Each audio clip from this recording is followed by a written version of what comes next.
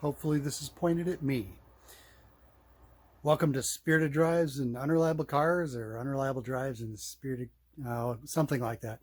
Anyway, so Ben's been regaling you with tales of road trips and visits to other people's shops, and I thought it would be about time to see what's been going on in my shop.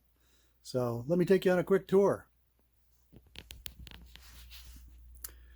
So this, you'll remember, is the low cost that I purchased back in March.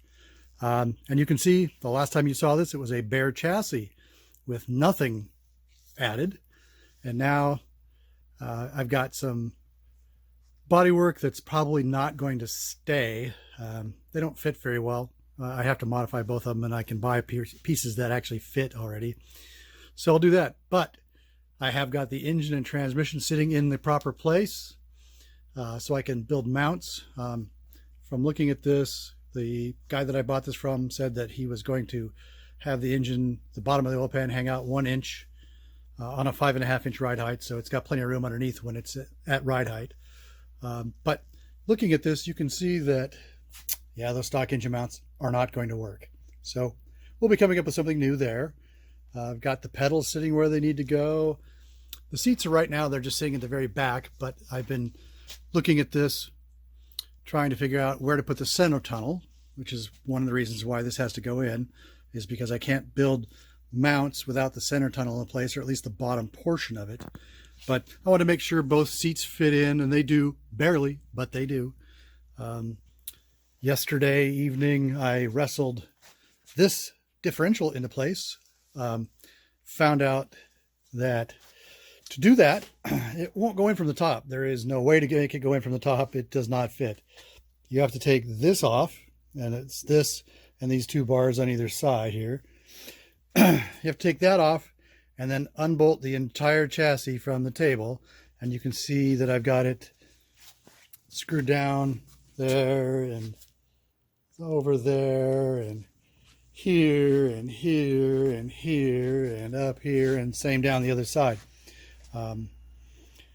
I do that so that when I tack weld things in, the chassis doesn't warp, but it's a little annoying because I've set it up on the table center lines. As you can probably see here, I've got a mark on there, and it's a little bit of parallax, but it's dead centered on the table, both front and rear. So you can see, like I said, that everything's sitting here ready. This side, you could almost make that mount work, but still it's too close. I'm going to have to make something up. And you can see why this bodywork may not get used. I have to basically split it in half and make it wide enough. And I'm not really that interested in doing that much bodywork, so we'll see what happens. Okay, so let's take a walk outside, and I can show you what we have done on the Beetle in the last few weeks.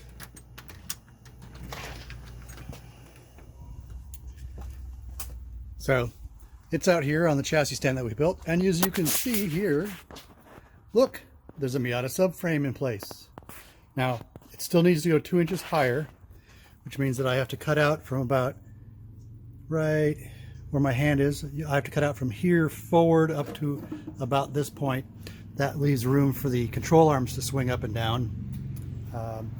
Other than that, that's right where that's going to go. You can see here the axle center line mark here, and it's just about even with the center of this. And these arms are kind of interesting in that basically it comes straight out this direction, and then also goes way back, but the ball joint is right in the center of this, so it makes it pretty easy to line up. We'll get that done pretty quickly here. You can see I had my plasma cutter out here doing this. Let me get this in far enough that you can actually see, maybe. So it all fits in. I made a pile of stuff. There's all kinds of crap laying around on the ground here now. And what I found really interesting, one of the things that they don't tell you is when you're doing this, on Volkswagens, they put this big wad of body seam sealer, not body filler, but seam sealer in along here, and you can kind of see the white part right here. Plasma cutters really don't like that.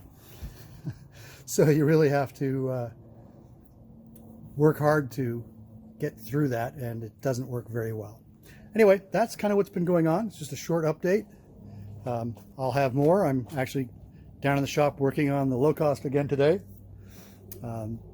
Next up, probably over the weekend, will be some more work on the Beetle, and we'll update you with that later. Okay, so that's all for now, and thanks for watching. Talk to you later.